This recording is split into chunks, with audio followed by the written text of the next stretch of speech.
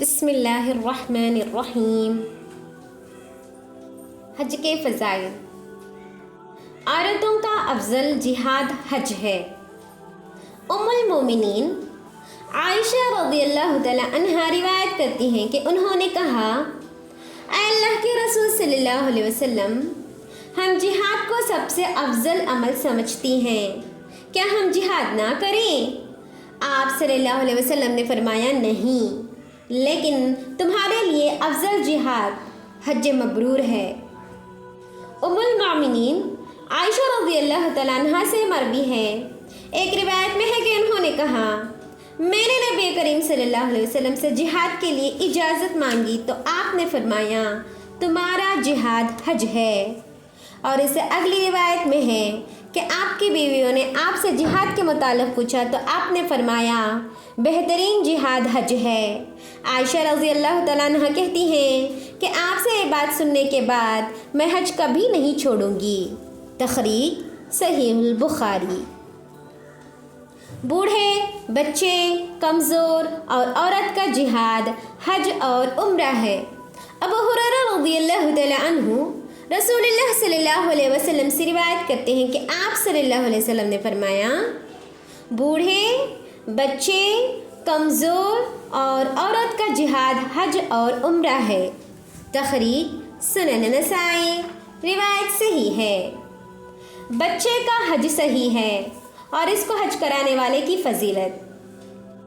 ابن عباس رضی اللہ تعالی عنہ نبی کریم صلی اللہ علیہ وسلم سے روایت کرتے ہیں کہ آپ روحا نامی جگہ پر ایک جماعت سے ملے تو فرمایا، تم کون لوگ ہو؟ انہوں نے کہا، مسلمان۔ پھر انہوں نے پوچھا، آپ کون ہیں؟ آپ نے فرمایا، اللہ کا رسول۔ پھر ایک عورت نے آپ کی طرف بچہ اٹھایا تو عرض کیا، کیا اس کا حج ہے؟ آپ نے فرمایا، ہاں، اور تجھے اس کا ثواب ملے گا۔ تخریج صحیح مسلم۔ جابر بن عبداللہ بیان کرتے ہیں، ایک عورت نے حج کے دوران اپنا بچہ نبی کریم صلی اللہ علیہ وسلم کی طرف اٹھا کر سوال کیا، اللہ کے رسول، کیا اس کا حج ہے؟ آپ نے فرمایا، ہاں، تیرے لیے ثواب ہے۔ تخریج سنن ابن ماجہ۔ اللہ کی طرف ہجرت کی فضیلت۔ اللہ تعالیٰ نے سورۃ النساء آیت نمبر 100 میں فرمایا، جو کوئی اللہ کی راہ میں وطن کو چھوڑے گا وہ زمین میں بہت سی خیام کی جگہیں بھی پائے گا اور کشادگی بھی، اور جو کوئی اپنے گھر سے اللہ اور اس کے رسول کی طرف نکل کھڑا ہوا پھر اسے موت نے آ پکڑا تو بھی یقیناً اس کا اجر اللہ کے ذمہ ثابت ہو گیا، اور اللہ بڑا بخشنے والا مہربان ہے۔ اللہ تعالیٰ نے سورہ بقرہ آیت نمبر 218 میں فرمایا، البتہ ایمان لانے والے، ہجرت کرنے والے، اللہ کی راہ میں جہاد کرنے والے ہی رحمت الہی کے امیدوار ہیں۔ اللہ بڑا بخشنے والا اور بہت مہربانی کرنے والا ہے۔ اللہ تعالیٰ نے سورہ آل عمران آیت نمبر 195 میں فرمایا، اس لیے وہ لوگ جنہوں نے ہجرت کی اور اپنے گھروں سے نکال دیے گئے اور جنہیں میری راہ میں ایذا دی گئی اور جنہوں نے جہاد کیا اور شہید ہو گئے، میں ضرور ان کی برائیاں ان سے دور کر دوں گا اور بالیقین انہیں ان جنتوں میں لے جاؤں گا جن کے نیچے نہریں بہہ رہی ہیں۔ یہ ہے ثواب اللہ کی طرف سے، اور اللہ ہی کے پاس بہترین ثواب ہے۔ اور اللہ تعالیٰ نے سورہ انفال آیت نمبر 72 میں فرمایا، جو لوگ ایمان لائے اور ہجرت کی اور اپنے مالوں اور جانوں سے اللہ کی راہ میں جہاد کیا، اور جن لوگوں نے ان کو جگہ دی اور مدد کی، یہ سب آپس میں ایک دوسرے کے رفیق ہیں۔ اور جو ایمان تو لائے ہیں لیکن ہجرت نہیں کی، تمہارے لیے ان کی کچھ بھی رفاقت نہیں حتیٰ کہ وہ ہجرت کریں۔ اللہ تعالیٰ نے سورۃ الانفال آیت نمبر 74 اور 75 میں فرمایا، جو لوگ ایمان لائے اور ہجرت کی اور اللہ کی راہ میں جہاد کیا اور جنہوں نے جگہ دی اور مدد پہنچائی، یہی لوگ سچے مومن ہیں، ان کے لیے بخشش ہے اور عزت کی روزی ہے۔ اور جو لوگ اس کے بعد ایمان لائے اور ہجرت کی اور تمہارے ساتھ ہو کر جہاد کیا، پس یہ لوگ بھی تم میں سے ہی ہیں۔ اللہ تعالیٰ نے سورۃ النحل آیت نمبر 41 میں فرمایا، جن لوگوں نے ظلم برداشت کرنے کے بعد اللہ کی راہ میں ترک وطن کیا ہے، ہم انہیں بہتر سے بہتر ٹھکانہ دنیا میں عطا فرمائیں گے اور آخرت کا ثواب تو بہت بڑا ہے، کاش کے لوگ اس سے واقف ہوتے۔ اللہ تعالیٰ نے سورۃ النحل آیت نمبر 110 میں فرمایا، پھر جن لوگوں نے آزمائش میں پڑنے کے بعد ہجرت کی راہ اختیار کی، پھر اللہ کے لیے جہاد کیا اور صبر سے کام لیا، تو بے شک آپ کا رب ان آزمائشوں کے بعد بڑا بخشش والا اور بے حد رحم کرنے والا ہے۔ اللہ تعالیٰ نے سورۃ الحج آیت نمبر 58 میں فرمایا، اور جن لوگوں نے اللہ کی راہ میں ہجرت کی پھر قتل کر دیے گئے یا مر گئے، انہیں اللہ یقیناً اچھی روزی عطا کرے گا، اور بے شک اللہ ہی سب سے اچھا روزی رساں ہے۔ حدیث عمر رضی اللہ تعالیٰ عنہ سے روایت ہے کہ رسول اللہ صلی اللہ علیہ وسلم نے فرمایا، تمام اعمال کا دار و مدار نیتوں پر ہے، ہر شخص کو اس کی نیت کے مطابق بدلہ ملے گا، بس جس کی ہجرت اللہ اور اس کے رسول کے لیے ہوگی اس کی ہجرت اللہ اور اس کے رسول کی طرف سمجھی جائے گی، اور جس نے دنیا حاصل کرنے کے لیے کسی عورت سے نکاح کی غرض سے ہجرت کی تو اس کی ہجرت انہی مقاصد کے لیے ہوگی۔ تخریج صحیح البخاری۔ ابو سعید رضی اللہ تعالی عنہ نبی کریم صلی اللہ علیہ وسلم سے بیان کرتے ہیں کہ آپ نے فرمایا، بنی اسرائیل میں ایک آدمی نے 99 آدمی قتل کیے، پھر اس کی بابت پوچھنے کے لیے نکلا، بس وہ ایک راہب کے پاس آیا تو اس سے سوال کیا کہ کیا میرے لیے کوئی توبہ کی صورت ہے؟ اس نے کہا نہیں، تو اس نے اسے بھی قتل کر دیا۔ پھر توبہ کی بابت پوچھنے لگا تو ایک آدمی نے اسے کہا، تو فلاں بستی میں چلا جا، لیکن راستہ ہی میں اسے موت آ گئی، بس وہ مرتے وقت اپنے سینے کے ساتھ اس بستی کی طرف ہو گیا تو اس کے بارے میں رحمت اور عذاب کے فرشتے نے جھگڑا کیا، بس اللہ نے اس بستی کی طرف جدھر جا رہا تھا وہی کی کہ تو قریب ہو جا، اور اس بستی کی طرف جدھر سے آ رہا تھا وہی کی تو دور ہو جا، اور اللہ نے فرشتوں کو کہا کہ دونوں بستیوں کی درمیانی مسافت کی پیمائش کر لو، بس جس بستی کی طرف جا رہا تھا اس کی طرف بالشت مسافت قریب نکلی تو اس کو معاف کر دیا گیا۔ اور مسلم شریف کی روایت میں ہے، پھر اس نے ملک کے سب سے بڑے عالم کے متعلق سوال کیا تو اس کو ایک عالم کے متعلق بتایا گیا تو اس نے کہا اس نے 100 قتل کیے ہیں، کیا اس کے لیے توبہ کی گنجائش ہے؟ اس عالم نے جواب دیا، ہاں، اس کے درمیان اور توبہ کے درمیان کون حائل ہو سکتا ہے؟ تو فلاں علاقے میں جا، وہاں اللہ کی عبادت گزار لوگ رہائش پذیر ہیں، بس تو بھی ان کے ساتھ اللہ کی عبادت کر، اپنے علاقے میں واپس نہ آنا کیونکہ وہ برا علاقہ ہے۔ بس وہ آدمی چلا یہاں تک کہ اس کو آدھا راستہ طے کرنے کے بعد موت آ گئی۔ تخریج صحیح البخاری۔ کثیر بن مرہ سے روایت ہے کہ ابو فاطمہ رضی اللہ تعالی عنہ نے انہیں بیان کیا کہ انہوں نے کہا، اے اللہ کے رسول، آپ مجھے ایسا عمل بتائیں کہ میں اس پر قائم ہو جاؤں اور اسے بجا لاؤں۔ تو رسول اللہ صلی اللہ علیہ وسلم نے فرمایا، آپ ہجرت کو لازم پکڑیں کیونکہ اس جیسی کوئی چیز ہی نہیں۔ تخریج سنن نسائی۔ روایت صحیح ہے۔ ابو سعید خدری رضی اللہ تعالیٰ عنہ سے روایت ہے کہ ایک اعرابی نے رسول اللہ صلی اللہ علیہ وسلم سے ہجرت کے متعلق سوال کیا تو آپ نے فرمایا، افسوس ہے کہ اس کا معاملہ تو بڑا سخت ہے، کیا تیرے پاس اونٹ ہیں جن کی تو زکوٰۃ ادا کرتا ہے؟ اس نے کہا، جی ہاں۔ آپ نے فرمایا، پھر تو جہاں بھی سمندروں کے پار عمل کر، اللہ تیرے عمل میں سے کچھ بھی ضائع نہیں کرے گا۔ تخریج صحیح البخاری۔ ہجرت سے تمام گناہ معاف ہو جاتے ہیں۔ عمرو بن عاص کی طویل حدیث کا کچھ حصہ کتاب الجنائز میں ہے۔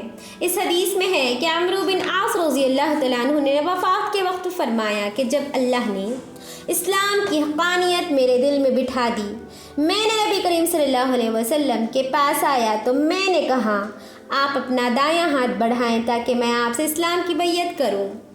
آپ نے اپنا دایاں ہاتھ بڑھایا تو میں نے اپنا ہاتھ پیچھے کر لیا تو آپ نے فرمایا، عمرو کیا بات ہے؟ میں نے عرض کیا میں شرط لگانا چاہتا ہوں۔ آپ صلی اللہ علیہ وسلم نے فرمایا تم کیا شرط لگانا چاہتے ہو؟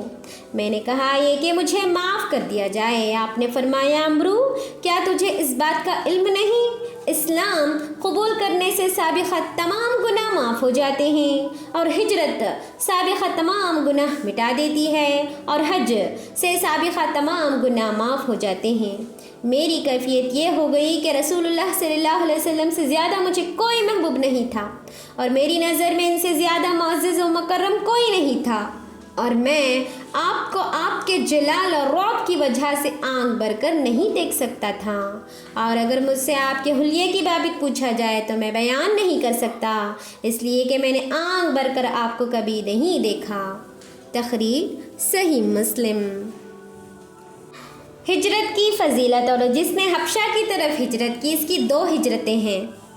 ابو موسیٰ اشعری رضی اللہ تعالیٰ عنہ بیان کرتے ہیں کہ ہمیں یمن میں رسول اللہ صلی اللہ علیہ وسلم کی ہجرت کا پتہ چلا تو میں اور میرے 2 بھائی ابو بردہ اور ابو رحم رضی اللہ تعالیٰ عنہم، میں ان میں چھوٹا تھا، اپنے قوم کے 52 یا 53 افراد کے ساتھ رسول اللہ صلی اللہ علیہ وسلم کی طرف ہجرت کے لیے نکلے۔ پس ہم کشتی میں سوار ہوئے اور ہم نجاشی کے ملک حبشہ میں پہنچ گئے، اور وہاں ہماری ملاقات جعفر رضی اللہ تعالیٰ عنہ اور ان کے ساتھیوں سے ہو گئی جو مکہ مکرمہ سے ہجرت کر کے یہاں آئے ہوئے تھے۔ ہم ان کے پاس ٹھہرے رہے، پھر ہم سب رسول اللہ صلی اللہ علیہ وسلم کے پاس فتح خیبر کے موقع پر پہنچے، اور کچھ لوگ ہمیں اہل سفینہ کہا کرتے تھے کہ ہم تم سے ہجرت میں سبقت لے گئے ہیں، اور اسماء بنت عمیس رضی اللہ تعالی عنہ جو ہمارے ساتھ آئی تھی اور اس نے بھی نجاشی کے ملک حبشہ کی طرف ہجرت کی تھی۔ نبی کریم صلی اللہ علیہ وسلم کی زوجہ محترمہ حفصہ رضی اللہ تعالی عنہ کو ملنے کے لیے گئی، اور ان کی موجودگی میں حضرت عمر رضی اللہ تعالی عنہ اپنی بیٹی حفصہ رضی اللہ تعالیٰ عنہ کے پاس آئے، اور جب اسماء رضی اللہ تعالیٰ عنہ کو دیکھا تو اپنی بیٹی سے پوچھا کہ یہ کون ہے؟ انہوں نے بتایا یہ اسماء بنت عمیس رضی اللہ تعالیٰ عنہ ہے۔ عمر رضی اللہ تعالیٰ عنہ نے کہا کیا یہ حبشیہ ہیں؟ کیا یہ سمندر والی ہیں؟ اسماء نے کہا ہاں۔ عمر رضی اللہ تعالیٰ عنہ نے کہا ہم تم سے ہجرت میں سبقت لے گئے، ہم رسول اللہ صلی اللہ علیہ وسلم کے تم سے زیادہ قریب ہیں۔ تو اسماء رضی اللہ تعالیٰ عنہ ناراض ہوئی اور کہا ہرگز نہیں، اللہ کی قسم تم تو رسول اللہ صلی اللہ علیہ وسلم کے ساتھ تھے، وہ تم میں سے بھوکے کو کھانا کھلاتے تھے اور تم میں سے جاہل کو وعظ و نصیحت کرتے تھے، اور ہم دور دراز اور مخالفت کے علاقے حبشہ میں تھے، اور ہم نے یہ سب کچھ اللہ اور اس کے رسول صلی اللہ علیہ وسلم کی وجہ سے برداشت کیا۔ اللہ کی قسم میں اس وقت تک کھانا کھاؤں گی نہ پانی پیوں گی یہاں تک کہ میں یہ بات رسول اللہ صلی اللہ علیہ وسلم کے سامنے ذکر نہ کروں، اور ہم اسی وجہ سے تکلیف دے گئے اور ڈرائے گئے، اور میں نے نبی کریم صلی اللہ علیہ وسلم سے تمہاری بات ذکر کروں گی اور میں اس بارے میں آپ سے پوچھوں گی، اللہ کی قسم میں جھوٹ بولوں گی نہ بات میں کمی بیشی کروں گی۔ اور ایک روایت میں ہے کہ جب نبی کریم صلی اللہ علیہ وسلم تشریف لائے تو انہوں نے اسماء رضی اللہ تعالیٰ عنہ نے کہا اے اللہ کے نبی، عمر نے اس طرح اور اس طرح کہا ہے۔ رسول اللہ صلی اللہ علیہ وسلم نے پوچھا تو نے اسے کیا جواب دیا؟ تو اسماء رضی اللہ تعالیٰ عنہ نے کہا میں نے ان کو اس طرح جواب دیا۔ آپ نے فرمایا وہ تم میں سے میرے زیادہ حقدار ہیں اور قریب نہیں، اور ان کے اور ان کے ساتھیوں کے لیے ایک ہجرت ہے مدینہ منورہ کی طرف، اور تم کشتی والوں کے لیے 2 ہجرتیں یعنی حبشہ کی طرف اور مدینہ منورہ کی طرف ہیں۔ اسماء رضی اللہ تعالیٰ عنہ کہتی ہیں کہ آپ کے اس فرمان کے بعد ابو موسیٰ اشعری رضی اللہ تعالیٰ عنہ اور کشتی والے دوسرے ساتھی باری باری آ کر یہ حدیث پوچھتے تھے۔ رسول اللہ صلی اللہ علیہ وسلم کے اس فرمان سے ان کو اتنی خوشی ہوئی کہ ان کے نزدیک دنیا کی کوئی چیز بھی اس سے بڑی اور باعث خوشی نہیں تھی۔ ابو بردہ رضی اللہ تعالیٰ عنہ کہتے ہیں کہ اسماء رضی اللہ تعالیٰ عنہ نے کہا میں نے ابو موسیٰ اشعری رضی اللہ تعالیٰ عنہ کو دیکھا کہ وہ مجھ سے بار بار یہ حدیث پوچھتے تھے۔ تخریج صحیح البخاری۔ مسلمان مہاجر اور مجاہد کی فضیلت۔ ابو مالک جنبی رحمۃ اللہ علیہ نے فضالہ بن عبید رضی اللہ تعالیٰ عنہ سے سنا، وہ کہتے ہیں میں نے رسول اللہ صلی اللہ علیہ وسلم کو فرماتے ہوئے سنا، میں اس شخص کا جو مجھ پر ایمان لایا، میری اطاعت کی اور ہجرت کی ضامن ہوں کہ اس کے لیے جنت کے باغیچے اور جنت کے وسط میں ایک ایک گھر ہوگا، اور میں ہر اس شخص کا جو مجھ پر ایمان لائے، اطاعت کرے اور اللہ کی راہ میں جہاد کرے، ضامن ہوں کہ اس کے لیے جنت میں 3 گھر ہوں گے، ایک جنت کے باغیچے میں، ایک درمیان میں اور ایک جنت کے بالا خانے میں۔ بس وہ خیر و فلاح کی کوئی جگہ نہ چھوڑے اور شر اور فساد سے دور بھاگے، اس کے بعد اس کو جہاں چاہے موت آ جائے، اس کو کوئی نقصان نہیں۔ تخریج سنن نسائی، روایت صحیح ہے۔ صبرہ بن ابی فاقہ رضی اللہ تعالیٰ عنہ بیان کرتے ہیں، میں نے رسول اللہ صلی اللہ علیہ وسلم کو فرماتے ہوئے سنا، شیطان انسان کے راستوں میں بیٹھتا ہے، وہ اس کے لیے اسلام کے راستے میں بیٹھتا ہے اور کہتا ہے تو اسلام لائے گا اور اپنے آباء اور اجداد کا دین چھوڑے گا، پس وہ آدمی شیطان کی نافرمانی کرتے ہوئے اسلام قبول کر لیتا ہے، پھر شیطان اس کی ہجرت کی راہ میں بیٹھتا ہے اور اسے کہتا ہے تو ہجرت کرے گا اور اپنا وطن اور علاقہ چھوڑ دے گا، اور ہجرت کی مثال تو لمبائی میں گھوڑے کی مانند ہے، پس وہ آدمی شیطان کی نافرمانی کرتے ہوئے ہجرت کی راہ اختیار کر لیتا ہے، پھر شیطان اس کی جہاد کی راہ میں بیٹھتا ہے اور اسے کہتا ہے تو جہاد کی راہ اختیار کرے گا، پس وہ تو مال اور جان کے جہاد کی راہ ہے، پس تو لڑے گا تو قتل کر دیا جائے گا، تیری عورت سے نکاح کر لیا جائے گا اور تیرا مال تقسیم ہو جائے گا، پس وہ آدمی شیطان کی نافرمانی کرتے ہوئے جہاد کی راہ اختیار کرتا ہے۔